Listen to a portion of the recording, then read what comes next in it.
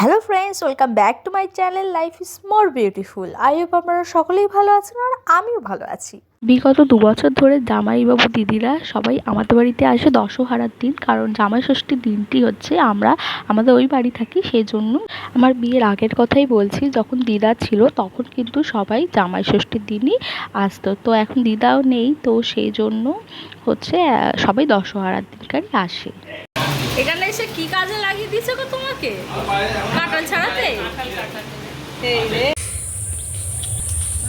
তোমার ভিডিও করছে। এটা কি শাক? এটা সজনা শাক। আচ্ছা, এটা সজনা শাক। তো প্রথমেই বললাম আমাদের ওই দিনকে দশহারা ছিল, তো 10 রকমের শাক খেতে হয়। তো সেই 10 রকমের শাকই সবাই মিলে খুঁজছিলাম, আর আমাদের যিনি হেল্পিং হ্যান্ড উনিও কিন্তু আমাদের অনেক রকম শাক এনে দিয়েছিল। সূর্যটা এটা কি? চিচিঙ্গে শাক। এটা হচ্ছে কুলেখাড়া। হ্যাঁ, মাথাটাকে ঠান্ডা করে সুজি শাক। আচ্ছা। এটা তোমার আয়রনে ভর্তি সজনে শাক।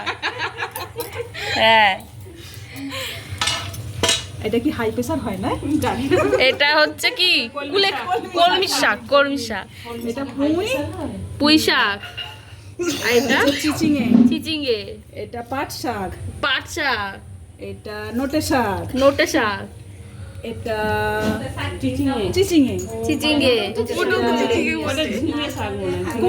কুমড়ো। ওটা হ্যাঁ, নেতি আছে, ওটা কুমড়ো। আর এইদিকে এই ছোটটা কি? এটা সেখানে কি? এটা কি? সেপুনে। ও, আর এটা বর্মা শাক। এটা হচ্ছে মাটি শাক, বা অনেক জায়গায় কি বলে ছান্তা শাক, তাই তো? দিনটি যেহেতু দশহারা ছিল, তো সেদিনকার আমাদের হচ্ছে 10 রকম শাক খেতে হয়। সেই জন্য আমরা সবাই মিলে 10 রকম শাক বাছাবাছি করে কাটাকাটি করে নিয়েছি। এরপর এই শাকগুলো রাতে রান্না হবে। তো রাতে এখানে রান্নার জন্য সবাই মিলে এখানে কাটাকাটি শুরু করে দিয়েছে।